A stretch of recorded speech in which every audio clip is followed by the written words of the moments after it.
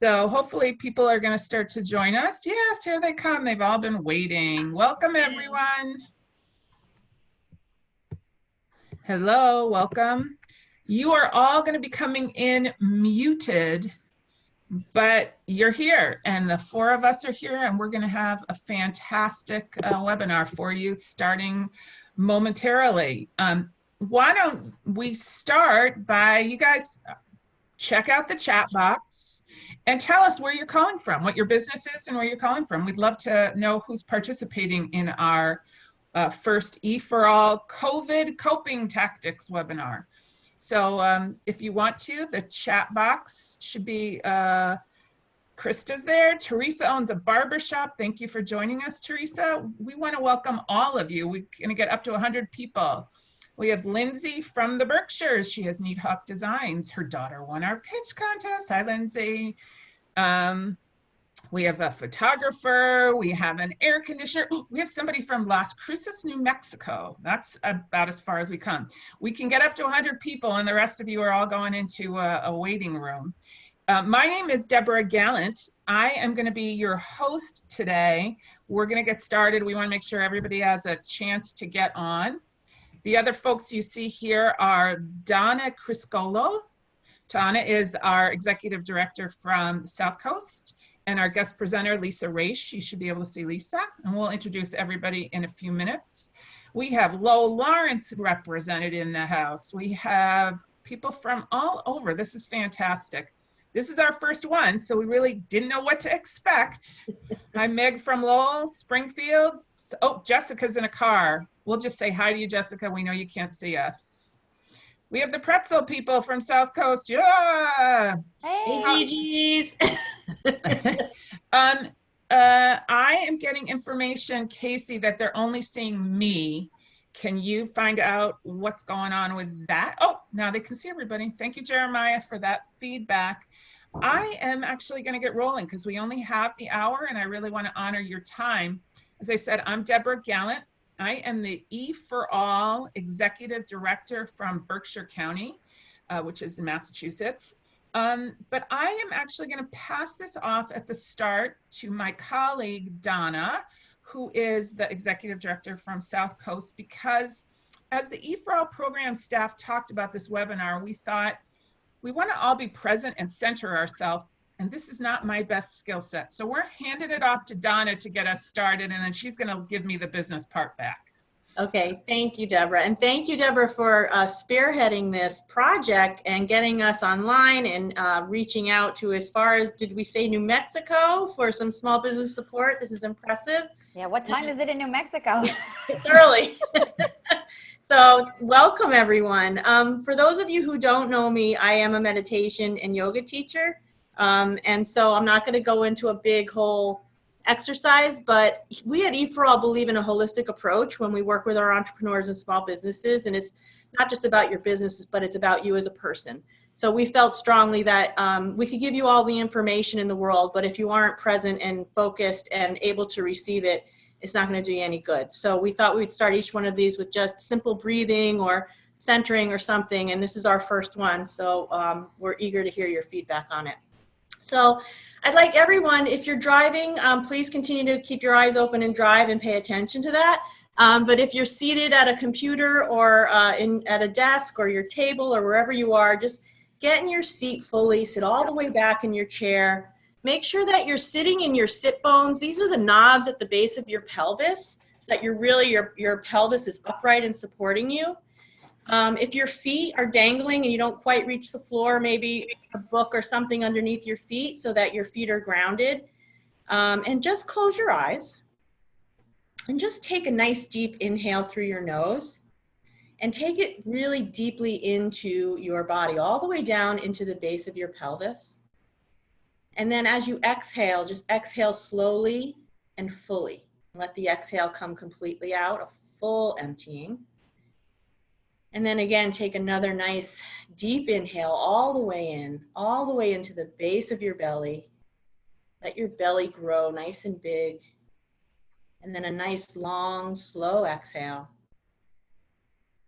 We're going to do that breath one more time. Nice deep inhale.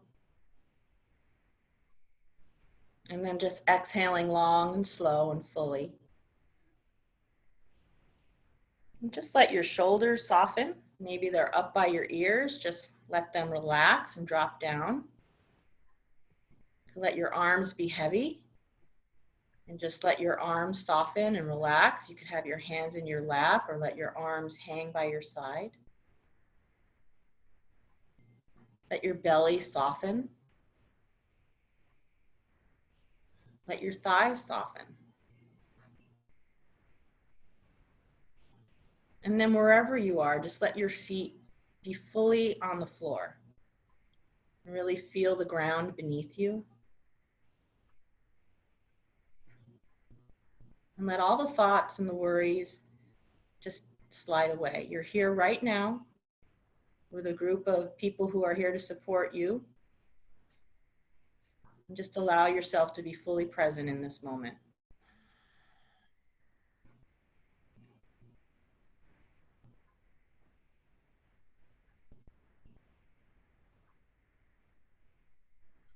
Just slowly open your eyes and come back into our virtual space.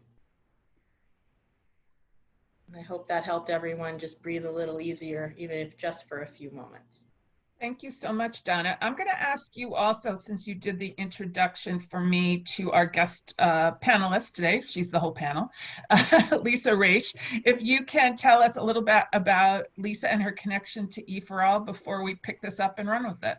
Yeah, Lisa is such a valued member of our community. She serves on the South Coast Leadership Advisory Board. She's also a specialist. She leads our pricing class, and she's now working with other sites on that as well. She's in high demand. She's a prominent community member involved in lots of organizations. She's definitely a champion for small business and an all-around great person. I introduce you to Lisa Raish. Thank you, Donna. That's so kind of you. So, yes, I will be testing out my pricing skills tomorrow on the Cape virtually. We'll see how that goes. So let me debrief people. There's about 60 of you on the call. Thank you all so much for coming. And I'm Deborah Gallant. I am the Executive Director of E4All in Berkshire County. Now, I've only been with E4All for 6 months, but lucky for you, for the 15 years before that, I've been a small business coach helping people with all kinds of strategy and marketing issues with their small businesses. So I proposed to E4All that we do this webinar series. There might be some people on this call who don't know what we are. So Entrepreneurship for All is all about inclusive entrepreneurship. We have sites in Massachusetts and now one in Colorado where we offer intensive business training to help people get and start their business and grow their business. So we really felt like it was our role here to help the people in our E4All communities, our cohorts, our alumni, and all of us who are all supporting small business to figure out how to navigate through this unprecedented period that we are in right now. If there was a rule book, we would all be reading it, right? It would be very popular, but there isn't one. So we're kind of making it up as we go along. So we thought we would draw on the wisdom of the mentor and specialist communities that we've built in all of our places and attack very specific issues. So I will mention that there's a big Facebook Live tomorrow night with thought leaders about coping during a crisis. It's called Managing Your Business Through a Crisis. I highly encourage you to go to that. Today is going to be pretty granular, and that's why it's really helpful that you guys have told me some of your businesses, what your businesses are, because we are talking about something that is literally keeping yourself afloat financially during this crisis. And Lisa is a CPA, but I have to say you're the most un-CPA-like CPA I've ever met. You're kind of cool and hip, and you also are willing to think about business in a holistic way, bringing your CPA skills. So this is a great introduction, and thank you, Donna, so much for making that introduction for us.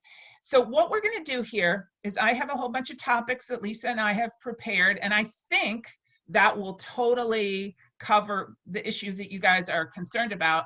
But if I miss something, absolutely tell me, either the Q&A or in the chat. But what we'll do is we'll just pause after each of the subjects to make sure if you have more that you want us to talk about or questions or specifics that we can get into it. So we'll have a whole Q&A at the end, but if there's something we talk about that's not clear or you want more information on, please let us know. So Lisa, tell us what kind of clients you work with and kind of what you're seeing them have to manage right now with cash flow and finances. So I tend to work with businesses that are either consultants or in the service trades. The businesses I tend to work with usually are in the revenue range of just under $1 million, upwards of 8 or 10 million in gross revenues. All of them are basically running into the same issue right now, regardless of whether or not their revenues have actually been affected so far, is how much money do I have and how long is it going to last? Just because your business isn't $1 million business doesn't mean you don't need to be worried about that. So I've been doing cash flow calls with clients for the last couple of weeks. Some of them I'm doing on a weekly basis, and we're looking at where they are today, who they have to pay next week, what could they possibly push out, you know, who do they think they're going to collect from in the interim, if they think there's going to be a slow in their revenues or anything like that, and just really doing as much proactive planning as we can do, because I had conversation with clients on Friday, and by Monday, the world had completely changed, and what we discussed on Friday had changed. So I know Governor Baker in Massachusetts closed all non-essential businesses. Now, I know everybody who's on this call is not from Massachusetts, but enough of you are, or maybe you're in other states where this is the case. I'm wondering if you can type in the chat box, are you open right now? Are you open for business, or have you had to close? And I'd be interested to know if the people on the call are really just, did they have to shut their doors, or are they open right now? I have open but reduced staff, I'm closed. Let's see, lots of good stuff. Governor in Colorado also closed non-essential businesses. Stores are closed, selling through online business only. okay. A photographer obviously isn't getting any gigs. Physical store closed, open online. Somebody who's an executive coach is working virtually. This is really helpful, good stuff. Thank you so much for sharing that. So I guess different people are grappling with different things, right? So for instance, a restaurant, at least here, they're allowed to do takeout, right? Right. And if you're doing takeout, how much of your team do you need, right? Do you need, and naturally you don't need a waitress, but are they helping you to prep food now, or can you repurpose them somewhere else? So if you have the ability to repurpose people in other places, then that makes sense. Now, the other thing is, as a restaurant, you're probably not working at the volume you were before. So where's that line between letting people go for now and kind of keeping yourself open, or should you even be open? Are you getting enough takeout that it makes sense for you to stay open? Because if you aren't, it may not make sense. It may be easier there's nothing easy about any of this, but from a cash flow perspective, it may make more sense for you to shut the doors completely and not take takeout orders and not run the grills and the fryers, which are running electricity, which in turn is going to cost you money down the road, and so on and so forth. So those are the kinds of things you really need to be thinking about. So Lisa, let me ask you this. How do you make those calculations? I think I told you when we were on our prep call for this, my brother, for instance, owns a messenger service, and he employed a lot of people who were, I believe they were all 1099 employees. And he decided to just close. Nobody's having anything delivered. There's nothing going on. So it didn't make sense. How do you make that calculation for yourself, whether it makes the most sense to stay open? Because I know there's some costs, like your rent or something, that you might still have to pay even if you're not open. So how do you advise people to think about that who are maybe smaller than your traditional clients who obviously have $1 million businesses? Sure. Well, again, $1 million business just comes with 10 employees instead of you and one other person. So just becomes a larger process. But you really want to look at what you think you could potentially bring in revenues during that period. And what is it going to cost you to bring those dollars in? Because if you're a restaurant, there's going to be a cost associated with making that food. So you've got the cost of goods sold, but you've also got the cost of the rent. You have your electricity on, your gas, whatever you're using in there. So you've got to look at those expenses and does it make sense? If you're at a break even, maybe it makes sense for you to stay open as long as you can because you're breaking even, and it keeps people kind of your front of mind. They keep calling you, it's, a lot of times you get that out of sight, out of mind. But then if you get someone like your brother, it doesn't make sense. He can probably get himself down to his basic operating expenses and possibly negotiate with some of his vendors to move a payment out a month or something like that, and stay open in that sense that he's just waiting for this kind of wave to pass where he can start to bring his people back and work again. So There's no one size fits all at this point. I think one of the most interesting things you said is that people can ask for some help from the people that they have to pay. So absolutely. If you now's the time. If you're paying rent on a storefront, is it legit to call your landlord and go, I can't pay this month, or can I pay you half and the other half later? How does that work now? Absolutely. If you don't pay the rent, or there's this fear that there's going to be a lot of foreclosures, there are going to be evictions and things like that. There is a legal process associated with that, which could be months and months before anything happens. So your landlord doesn't want to wait 6, 8, 9 months to get you out because he's evicting you because you didn't pay 1 or 2 months rent. If you approach them and say, listen, this is what's going on. And again, if you've got a restaurant or a retail shop, like, they're probably expecting it. They're most likely going to say, yeah, if you can't pay me this month, move it into another month, or you know what, we'll let it pass. Or it's going to affect them also if you don't pay, and now they have to, quote unquote, go through an eviction process with you. It's legal fees and months of no rent. So from a landlord perspective, if that's what I was, okay, fine, I don't want to not get rent, but I'd prefer to not get rent for a month, maybe 2 months, than no rent for 8 months, plus it costs me $10,000 in legal fees to get you out of the space. Also imagine this is kind of one of those, we are the world, we're all in this together. I think if you can approach your landlord before we're in crisis mode and say, I don't have the normal amount coming in, can we work something out? Someone would much rather work with you on a workout basis than have to deal with all of that messy thing and be antagonistic. It's like, who wants to be angry and fighting and litigious right now? Who wants to be the bad guy on someone's social media channel that is, screaming at them to pay their rent? It doesn't make them look good.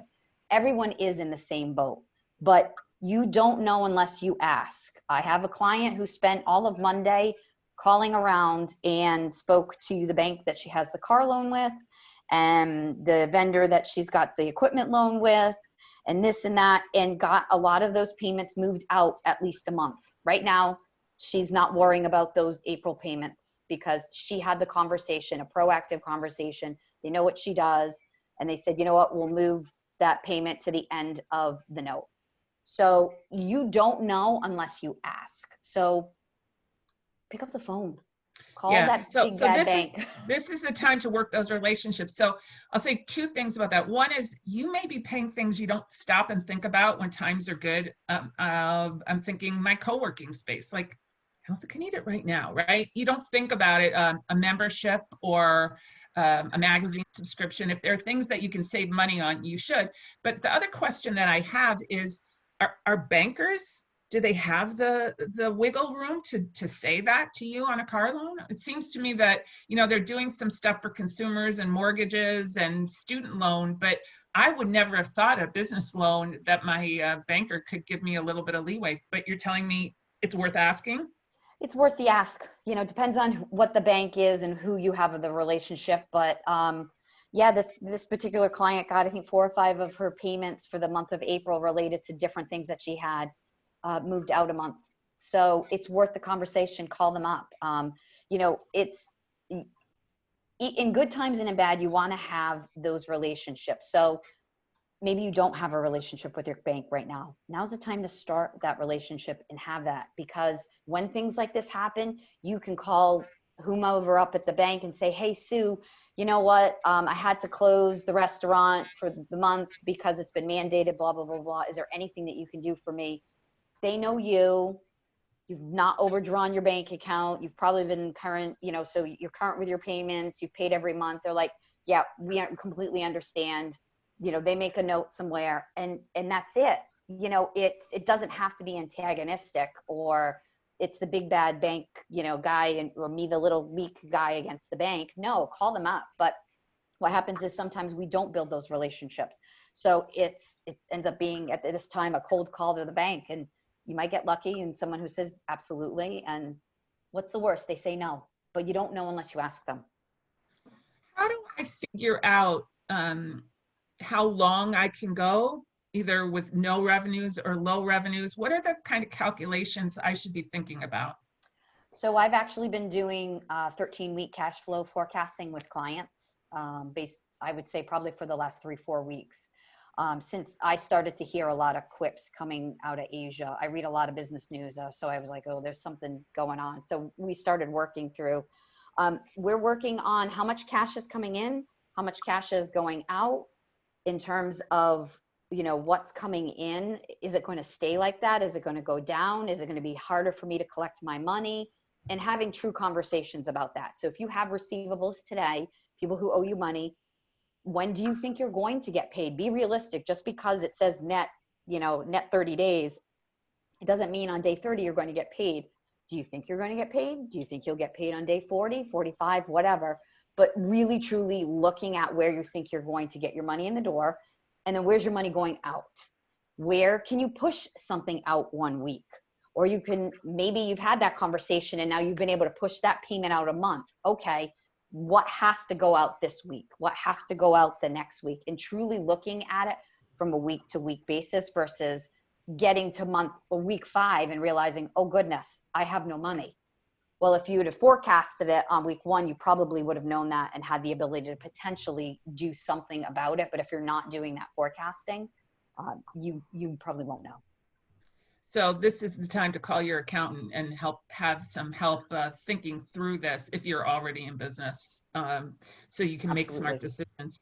I want to switch over to talk about taxes, but I want to ask if anyone else wants to ask a specific question. I see some that are piling up in the chat. One is about sick pay. One is about the U.S. tax code and layoffs. We're going to get to that.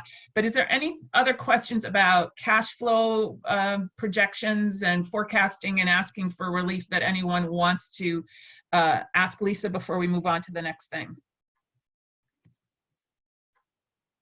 Okay, looks good. So I heard about the change from April 15th to July 15th for us normal humans on our normal life to file our taxes with the federal government. Does that have implications for business? So if you are an incorporated entity, if you are an S corporation or you're a partnership, you either filed your tax return on March 15 or you requested an extension until September 15. So in terms of that, it really doesn't affect that particular piece of it. Where it does affect is individuals, C Corps, trusts, and estates now have until July 15 to file their returns and have until July 15 to pay the balances without any penalties and interest that you may have occurred if April 15 had in fact been the due date. So you don't have to file an extension to July 15, it automatically goes to July 15. So one of the things that we talked about yesterday is the unforeseen consequences of delaying tax payments, right? So it seems like we're in a crisis mode, and both the state and federal government would probably not impose interest and penalties if you didn't pay. So, you know, say you have a sales tax that you normally would forward to the government. If you didn't, potentially, now I need to be really cautious here. We are not giving advice that you should take to the bank. We are having a conversation about it, and you should check in with your own tax advisor. But it seems to me, as somebody who doesn't specialize in this, that with all of this crisis stuff, your risk is probably pretty low of paying a lot of penalties and interest if the government money is what you hold on to right now. Am I interpreting that correctly? In most cases, we're going to see, for instance, I believe Massachusetts with regard to things like sales tax and any meals tax and things like that. I believe that they have kind of a holiday on it right now, and that not that you don't have to collect it, but you don't have to file and pay it. Don't quote me on that, but that is what I believe is the issue right now. So yes, the government is seeing what is going on, and they're seeing sudden cash flow crunches for a lot of people. So while many of these things haven't been enacted, and I see one of the questions in the queue as well, Massachusetts has not extended the personal individual tax to July 15 yet. My understanding is they are in fact working on that, and I believe they will in fact go coterminous with the feds prior to April 15th. So I wouldn't be concerned with that. They know that there's a crunch. So I would expect that after all of this happens, there's probably going to be various abatement laws that will come in. They'll abate penalties and interest if you file and you get current right away, like those types of things. Are those things written in law yet? No. Do I think that's what's going to happen? Yes, because that atypically is what happens. They're not looking to completely cripple the economy. They just want their meals tax, their sales tax. And if they think that they can get it by abating penalties and interest on it, they're probably going to do it. If I'm a person who pays estimated taxes, so like I'm a worker in the gig economy, so people aren't taking it out every month, right? So I pay it in quarterly installments. Should I stop paying them for now? As of right now, when your income tax is calculated, there's a very long, elaborate calculation as to at what points of the year you were supposed to pay into your income tax. And that's how the penalties and interest calculations are, in fact, calculated when you file your return. Is it the law right now? No. Do I expect that there's probably going to be some very loose leeway on penalties and interest calculations for 2020 on tax returns in April of next year? Probably.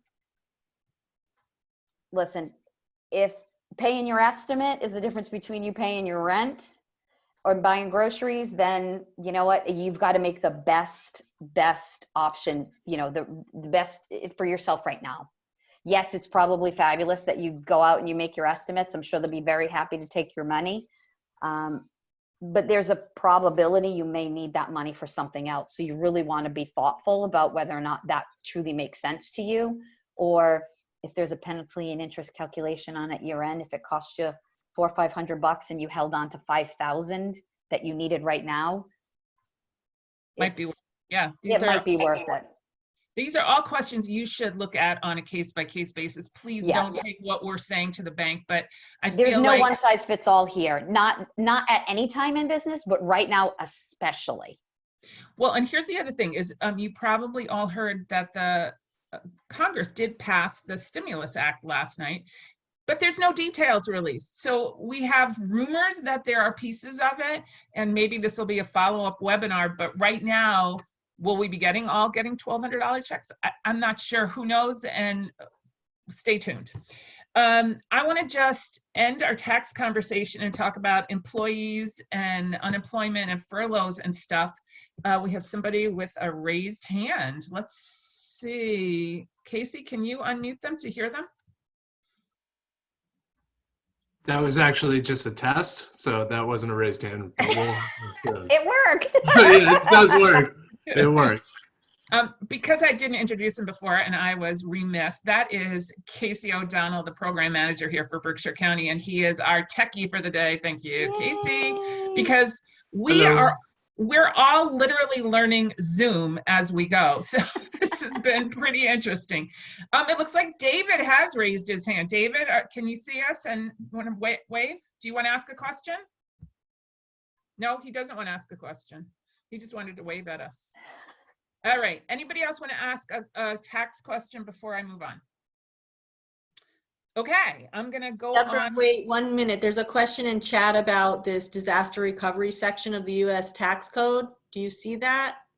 Oh, I do. So a lot of times those disasters have to be qualified by the government, right? So, and it's usually natural disasters. It's atypically a hurricane or something like that. I don't believe that this has actually been quote unquote labeled a disaster. But a lot of times, those disaster tax laws are very, very explicit about you losing something very, like usually actual property. So I don't know all the details around that code section. But as this starts to develop out over the next couple of months, we could start to hear more about that, where it will in fact come into play for certain people. But it's one of those things that, hold on. It looks like Forbes is allowing employers to make tax-free payments to employees to cover COVID-19 expenses. So this is a great link. Oh yes, yeah, I'd be curious to check that out, because atypically that is not something that you can do tax-free. There are de minimis rules where you can provide employees with de minimis benefits, where in fact it is not taxed to the employee, but there's usually dollar limits associated with it. So I'd have to take a look at it. And Casey, can you share that with everybody? It looks like not everyone's seeing that link. I want to actually move on, because this actually brings up a pretty interesting point. I went through all of those grant and loan programs. There's all these website pages with all these resources. So far, I can't find any that are an outright grant that, you can actually, here's $1,000, hope that makes things better. They're really loans, and the loans require a ton of paperwork and fine print and collateral and stuff. Yeah. It doesn't seem like these much vaunted, oh, here's some programs for you, are really for us down in the trenches running our businesses. Does this even apply? I'm personally not seeing a lot myself. I had someone shoot me a message overnight. Hey, I found this. I get onto the site and I can't even figure out what the parameters are. Does my client even qualify? Because it doesn't say you need to be A, B, C, or D. I'm finding just a lot of just vagaries online with regard to that. The one that I am very aware of is the SBA. If you've never applied for any kind of actual financing before, they're going to ask you everything and the kitchen sink. So be aware when you sit down, if you go on and you apply for that emergency disaster aid through the SBA, they're going to ask you your personal information. And if you've never done any kind of financing documents with even a local bank, your local bank is going to ask you for your personal financial information as well as your business financial information. So your personal, what are your assets? What are your liabilities? In many cases, these applications are going to request things like, how much is your house worth? How much do you owe on it? Who's the mortgage company? What's the monthly payment? Do you have cars? What are their value? What do you owe on the cars? What is the monthly payment? Who is the company that has the note? Do you have a life insurance policy? Is there a cash value on the life insurance policy? So in many cases, these applications are not like a quick one and done. You're going to put a lot of information into them, and you're going to need to include all of that information to ultimately get them reviewed and potentially qualify for anything. So walking into any of these applications, again, like anything else, if it's too good to be true, it probably is. But with something like, SBA, you've got to have your financial information for your business current. If you don't have a 19 tax return for your business yet, you better have your financial statements through 19 done. So if you're maintaining your financials in QuickBooks or Xero, or if it's on an Excel spreadsheet, it needs to be current and to date, because they're going to ask you for financial information through at the least December 31. My guess, most of them are going to ask for something through like February 29 of this year. So if you've not maintained your QuickBooks since July of last year, get rolling, because no one's going to loan you money without current financial information. So, you're going to need your personal financial information kind of at hand so you can grab at it and look through your own personal file cabinet, but your business information needs to be current and up to date as well. You're going to have those things. And I want to point out again, these are loans, and Yes. I don't know exactly what the repayment is, but taking on debt now feels kind of scary because we just don't know how long this is going to last. I don't know what the repayment schedule is. I'm sure it's generous to 3 to 6 months, but what if you close the business and you need to ramp back up later? You're going to need a lot to get there, and will you want to be paying off a debt then? So we'll just say be cautious and really read the fine print. I would say as we get a little bit further into this and we learn what other grant programs and loan programs are out there, again, could be another topic for a webinar. We can dig a little bit deeper, but like there was this big announcement, Facebook offers all of this. Well, if you follow the link, it says program to come. And also in the fine print, basically what they're doing is they're giving you Facebook ad credits. It's like, that might be like a grant, but it's not really a grant. I can't pay my rent with a Facebook ad credit. Well, and that's where you've got to just really look for, again, I was looking for on this one webpage, I was looking for the fine print and there was none there. So it's, while I don't think anybody's outright going to try and scam you right now, I mean, you could have that, keep that in mind, you know, again, too good to be true kind of a thing, but just now is the time for you to be very aware and read the fine print, because you do not know what you could potentially be giving away or not be getting, you know, in an instance where you think you're getting something. So just please be very, very aware of kind of signing on the dotted line. If you don't have an attorney, now's the time to get one, you know, especially if you're out and you're signing things and you're trying to borrow money and this and that. And you want to make sure that you know what you've truly gotten yourself into. Okay, does anybody else have any questions about these grant or loan programs? Or if you know something that we don't know about the upside of one of them, we're happy to hear about that. You can either raise your hand, as Casey demonstrated, or type in the chat box. Otherwise, I'm going to move to employees, because I think that's one that lots of people are worried about. I think that the big question is, oh, somebody heard that SBA loans may be forgiven? Wow, that's news to me. Yeah, I mean, I would not apply for their emergency funding program with the anticipation that it's going to get forgiven. I would walk into it with, is part of your planning is I've borrowed this money to get me from point A to point B. How am I repaying it back once my operations are up and running again? Because it's now going to become part of, you know, repaying this note is going to become part of my cash flow moving forward. So it really needs to become, borrowing needs to become part of your overall planning. They say that some local banks are also offering 0% loans, worth checking into, absolutely. But it's not going to mean that you still don't have a ton of paperwork and follow up, and you're still going to have to pay the loan back someday. It's not a grant. So we'll just leave this right now, put it on the side, and we'll talk about. The other thing, just real quick on the banks, if you don't have a relationship with the bank, other than to say maybe you have a checking account there, those kind of things may be more challenging because they don't know you. So just kind of keep that in. And I think the general information E4All is hearing is that banks are tightening up their borrowing. That's what I've heard. If you don't already have that relationship, Lisa's asking, should you use the money you have in reserve before you apply for a loan? So it depends on what you do. And it depends on what will ultimately be necessary for you to re-ramp on the other side of this. It really becomes part of your overall cash flow planning.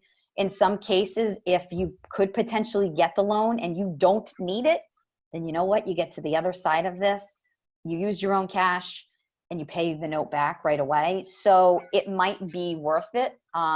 If that's your only option and you don't have cash reserve, again, there is no right or wrong answer here. And it's a very fine line between how much of my own cash do I use and when do I borrow and use the borrowed money. But, you know, how much is that borrowed money and how are you paying it back in the end? So it's one of those, it really is a fine conversation. It's a conversation I've been having with clients. It's, do you borrow on the line now and continue to pay people? Or do we lay people off, save the line because we're going to need to re-ramp on the other side of this? So that's great. And Sumer is saying just what you are, which is put the money in a separate account and only use it if you need it. I really want to get to the people. So I think that the knee-jerk reaction is, I need to save payroll. I'm going to lay these people off. But there's layoffs, there's furloughs, there's worrying about whether your employees can get unemployment. And now I heard, again, you need to verify this with your sources, that it may be that the stimulus bill actually lets people who are self-employed also collect unemployment, which would be huge for all of us in the gig economy. But let's talk about layoffs versus furloughs. What are you seeing out there? So if you have the type of business where you can scale back what you're doing, well, you can scale them back where they're still working, they're doing things for you, there's still money coming in the door, you're still selling whatever, a furlough may make sense for you because it's just kind of a slightly scaled back operation. In some cases, though, you really want to look at laying people off. And I know it's not ideal, but where I think the fine line is between keeping people too long or not coming back on the other side of this. If you have the type of business where you're going to need to, people aren't going to be able to come back to work on like a Tuesday and the world is just going to be perfect and your pipeline is going to be there and you're going to be closing deals all over again or whatever it is. If you almost have to approach it like you're going to have to re-ramp on the other side of this, especially if your business has been that scaled back. If that's the case, you may in fact need capital to do that, i.e. paying people for a couple of months before revenues start to come back in the door. If that's the case, then you are going to want to probably lay people off now, lay them off for 6 or 8 weeks or whatever it is, so that you can bring them back at week 6 or week 8. Because where the challenge is going to be is if you keep them too long, you've depleted your cash reserves. Now you don't have cash to ramp back up on the other side. And now instead of laying them off for 6 or 8 weeks, they're laid off for 6 or 8 months. And now it doesn't help you and it doesn't help them because they're not making as much money. So they're not bringing money back into the economy and it just becomes a circle. So while nobody wants to be the one who lays people off, it could be the difference between having a business for people to come back to and not. So when you lay them off, you are risking them taking something else in the meantime, right? Absolutely, you are. And that's one of those kind of caveats to it is they may not stay loyal to you and that's fine. But if there's no business for anybody to come back to, that's not going to matter. So Stacy wants to know if somebody is on a furlough, can they collect unemployment? I don't believe so because you're just reducing their pay. Unemployment truly means you have been laid off or let go from that position. Unemployment, my guess is they're still doing it now, is when you go in and you request to collect, they send documents off to the employer and the employer says, yes, we laid them off on this date and this is what we were paying them and blah, blah, blah, blah, blah. With a furlough, that's not necessarily the case. I'm not aware that you can collect on a furlough. My understanding is collecting means you have been, in fact, completely laid off. So there's a bunch of questions about unemployment. Can a part-time worker still apply for unemployment? I believe that they can, but you'll have to find out about it. They're talking about another loan program. I was on the SBA website for a client and I had to stop what I was doing. I've literally got to get on the phone with the client because I have to say to client, tell me this number, tell me that number. What about this? What about that? And there was a lot, fair market value of the house. What do they own on it? Who do they have the mortgage with? So I got into the personal financial section of that and I had to stop. So. All right. I want to actually just share a story from here in Berkshire County. The paper, the Berkshire Eagle, has gotten slimmer and slimmer, of course, as the advertisers have dropped off, right? If there's not open for business, they don't need to be advertising. And they created a furlough program that I thought was pretty innovative because it involved the whole staff. They still need to put a paper out, but 20% of the people on any given day are on a furlough. So everyone out of a 5-week period gets 1 week when they're not paid, but so it's like a reduction in force and sharing the pain, but it keeps their job intact. And I don't know, that seemed like a really fair way to approach it, at least for the short term. It might not be a great long-term solution. And it depends on what your type of business is. Again, the paper hasn't stopped. It's just a reduction of people on any given day. So that may work depending on what it is you do. If you have an office type of business, that might work for you. People are working remotely and they're still doing their work. It's just maybe on a less of a scale because there isn't as much work coming in. That may make sense for you to kind of get from point A to point B. Absolutely. Again, for a restaurant that's gone from packing people in all day to getting some delivery throughout the day. Again, probably not the best option. Well, and one of our participants, Will, is saying hasn't been able to confirm about furloughs and unemployment, but he'd like to be able to keep his staff on health benefits if he can during this period. So that's great. Well, if you get an answer, let us know so we can tell everyone else. Yeah, so the hard part with that is if you keep them on health, there are rules regarding COBRA. So I don't know how you're going to be able to get, or I'd be interested though, definitely to hear what you find out on that one, because a lot of times it's hard and fast. You've laid somebody off and that's how it changes. So I'd be curious. I'm thinking that we probably need to have a follow-up webinar at some point on just the HR pieces of it. Maybe we'll find an HR specialist and talk about some of these issues, because this is really not my stuff. area. Yeah. I know enough to be dangerous. I actually want to, we have at least 2 more topics I want to cover, and then get Q&A in here.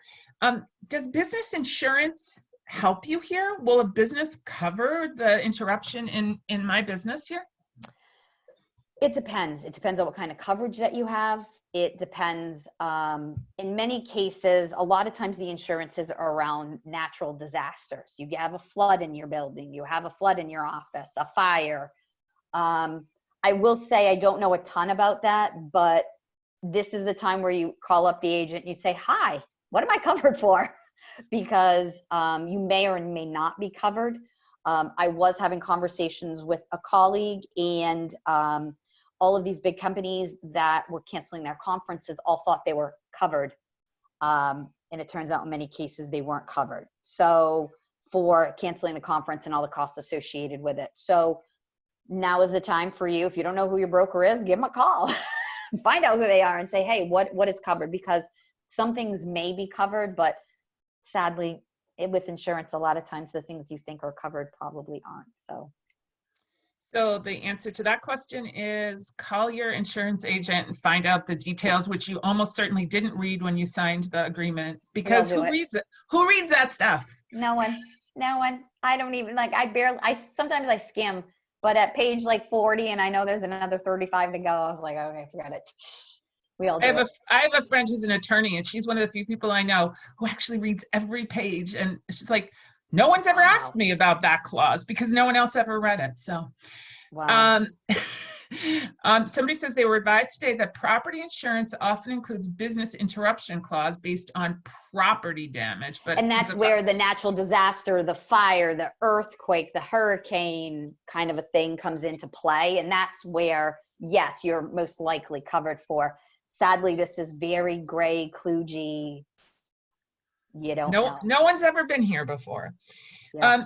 Here's a question for some of the very early stage businesses. I know in our Berkshire County cohort, some of them haven't opened yet.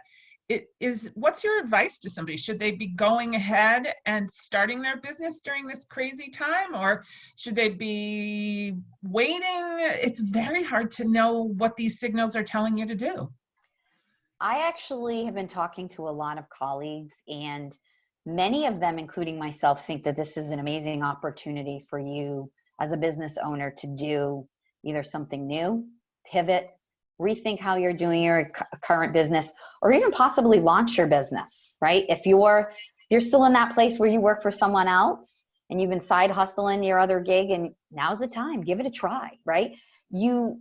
If nothing, you're going to learn from this experience. And with regard to these business owners who, unfortunately, in many cases have been slowed down purposely because of this, now's your chance to look at what you've been doing in your business that isn't working, and really work on it and kind of come out on the other side of this, however long that it is, with maybe a new plan, a new direction, a new way to approach your business. I see this as an amazing opportunity.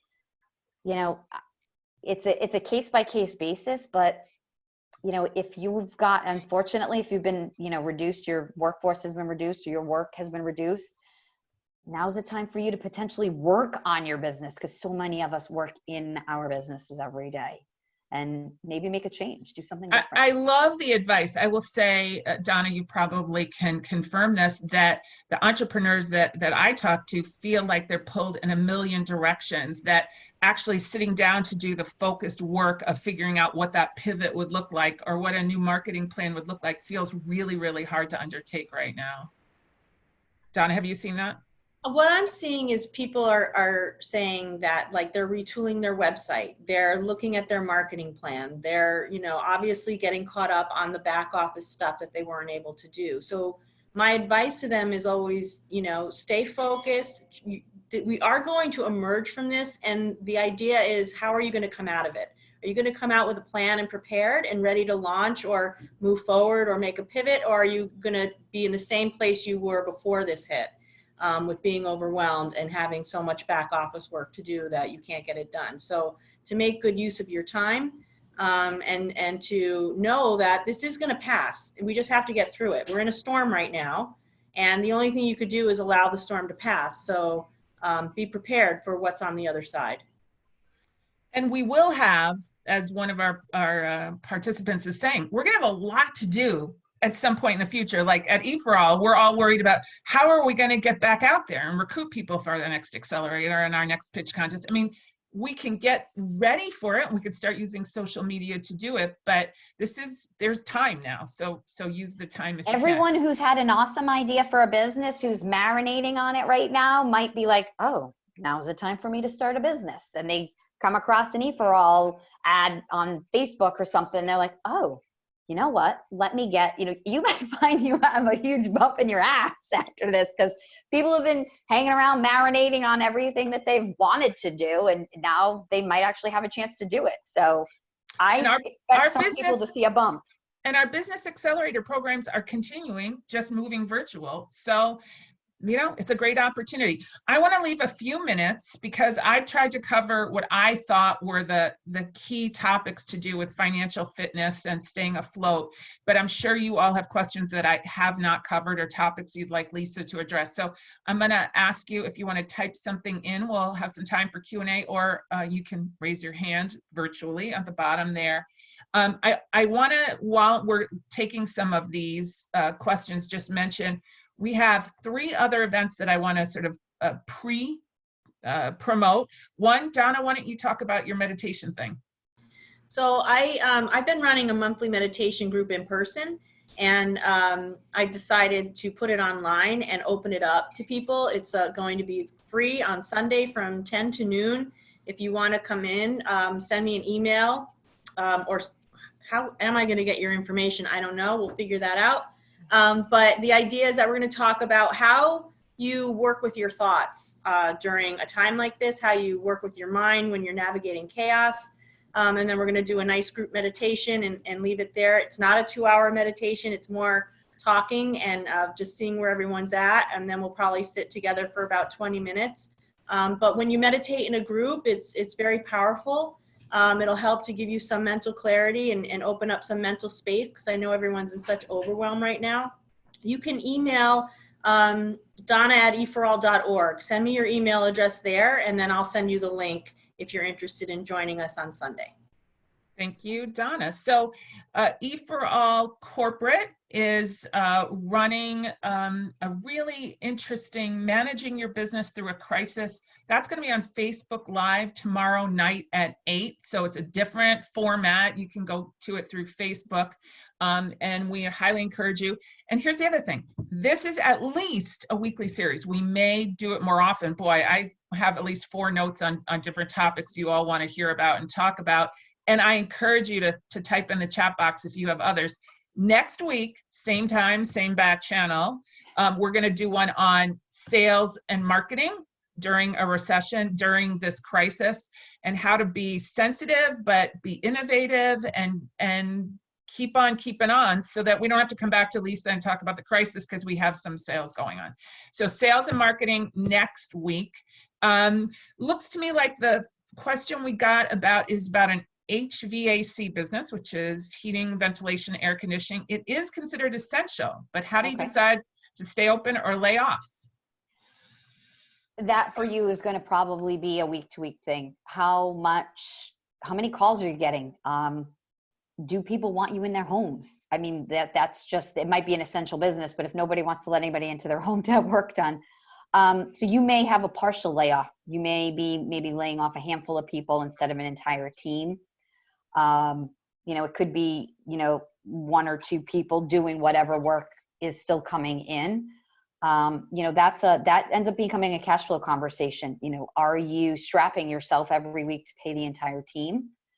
Because there just isn't enough work coming in. So that becomes a case by case, literally a week by week basis, which is, I have a number of construction clients that they're considered essential, and we're just looking at their world on a weekly basis. What's happening? Does it make sense to lay people off next week? Not ideal, but that's what we're doing.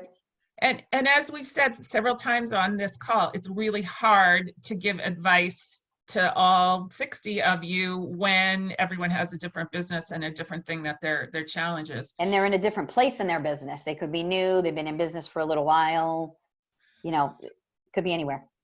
So I have someone who says, I'm scheduled to have my first event on May 2nd. Should I just completely cancel it or still promote it with a cancellation date? Thoughts? I don't know how long this is going to drag on. I will say that from a personal perspective, what I'm seeing and what I've seen in prior. So I was in public accounting in 2008 when the market melted down.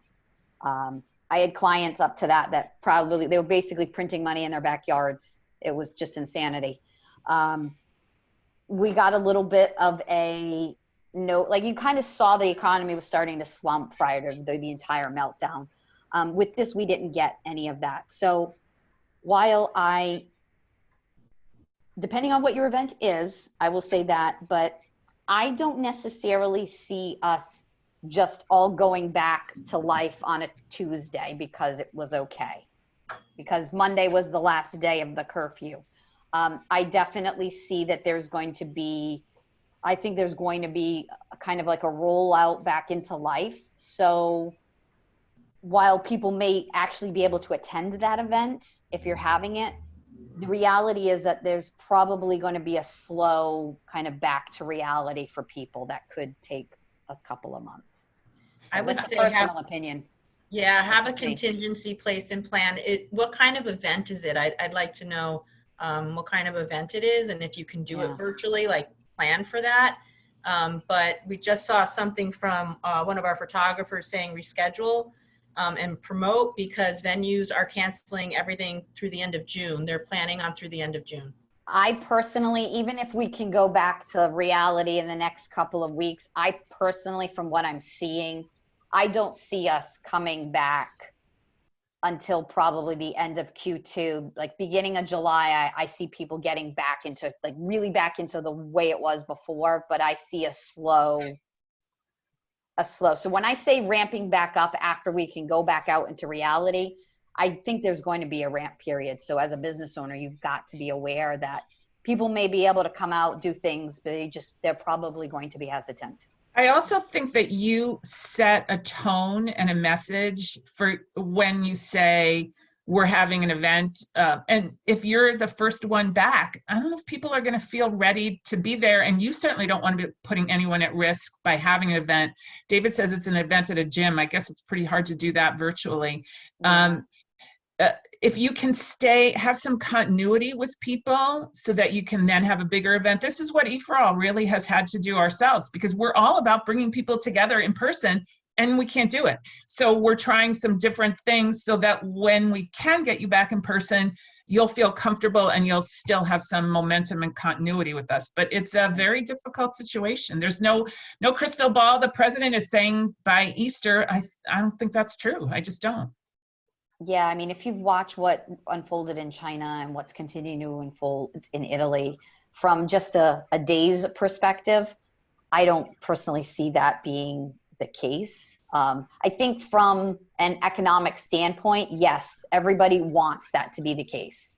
But I just, from what I've seen, I've been doing this almost 20 years, and I just don't see that to be the case. And unfortunately, I'm sorry, go ahead. Finish. No, you go ahead. I was going to say, I personally feel that in a situation like this, where we're talking about a virus, we really need to be listening to the scientists about when we're going to be able to reemerge. And so I just would like, everyone to keep that in mind. We all want the economy to reopen, obviously, like everyone's hurting, but public safety and humanity is much more important. And if you want to support E4All businesses, there's a directory of them that are selling online, or you can order gift cards, gift certificates, or you can shop online. So if you'd like to support Cool. E4All, we would love to have you there. We will come out the other end of this, and we thank Lisa Raish for helping us figure out some of the fiscal issues. Yay, science. Everybody loves science. We are just about at our hour. Thank you, Donna, for joining us to center us to start with. Lisa, Yes, for thank your you. wisdom. Again, I'm Deborah Gallant from E4All. Thank you all for coming. We will be back next week talking about sales and marketing with a couple of fantastic E4All panelists, and we'll see you then. All right, Wonderful. everyone. Thank you. Have a great day. Well, Thank you. everyone, Bye. stay Bye-bye. healthy.